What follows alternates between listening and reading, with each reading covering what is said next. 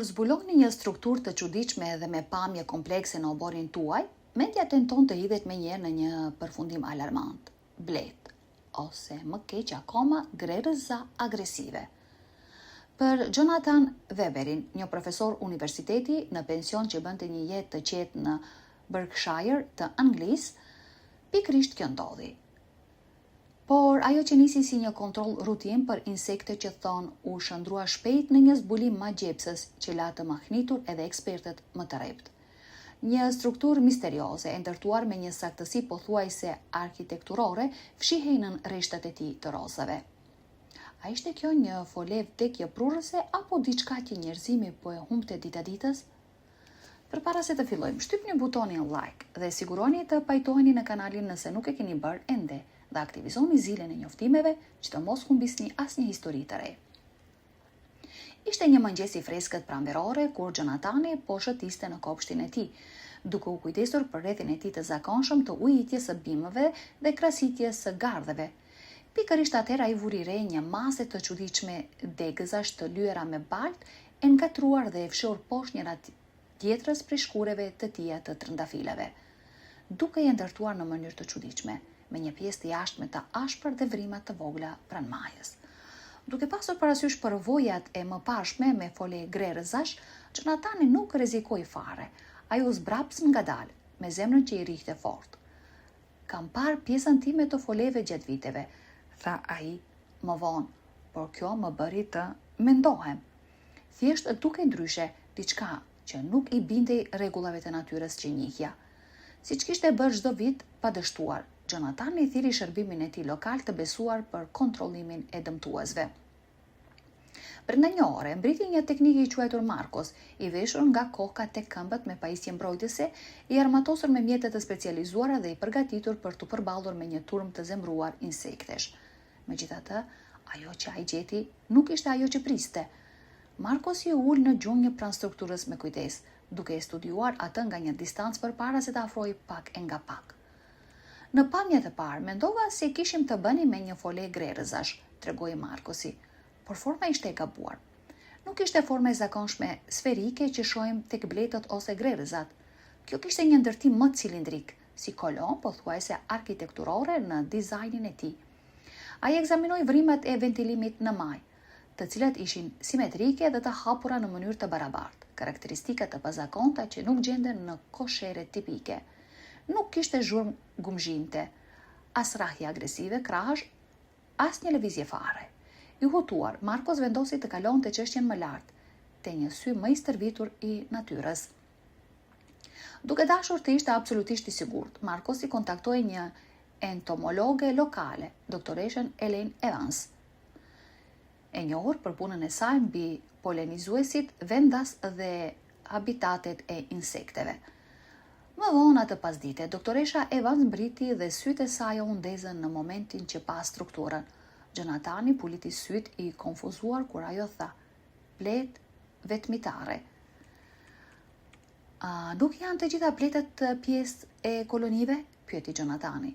Doktoresh Evans buzëqeshi. Ky është një keqkuptim i zakonshëm. Jo të gjithë bletët jetojnë në koshere ose prodhojnë mjalt. Në fakt, shumica e llojeve të bletëve janë vetmitare. Çdo femër ndërton folen e saj, lëshon vezët e saj dhe i vulos ato me kujdes.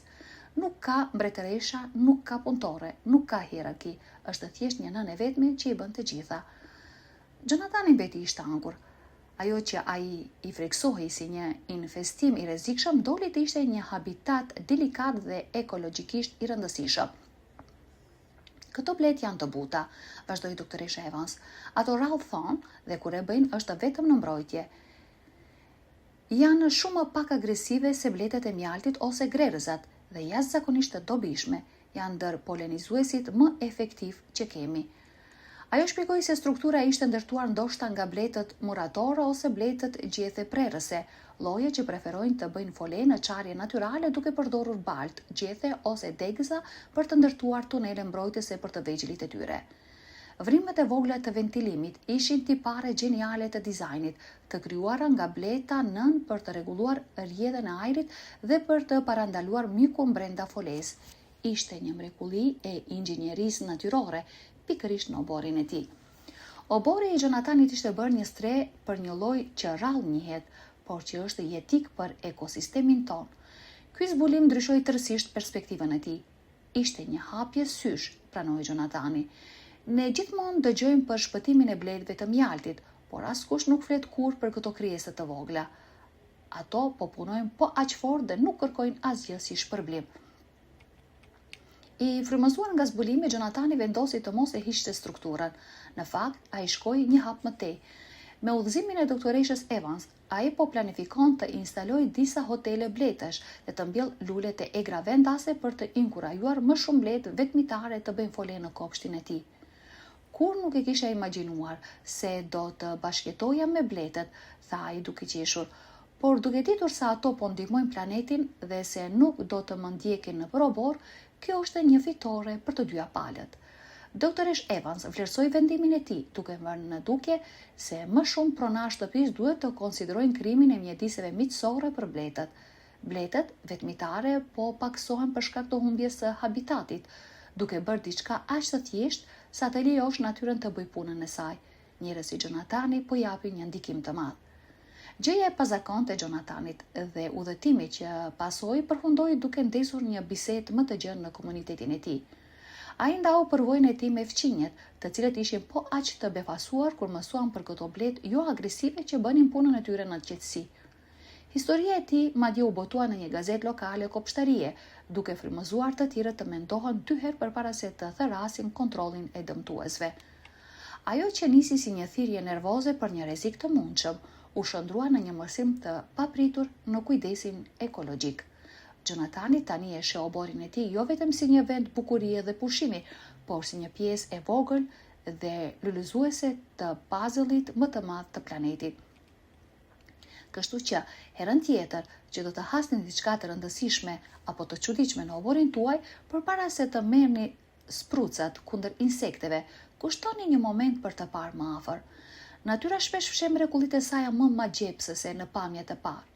Siç zbuloi Gjonatani Weber, jo çdo strukturë huaj është një kërcënim.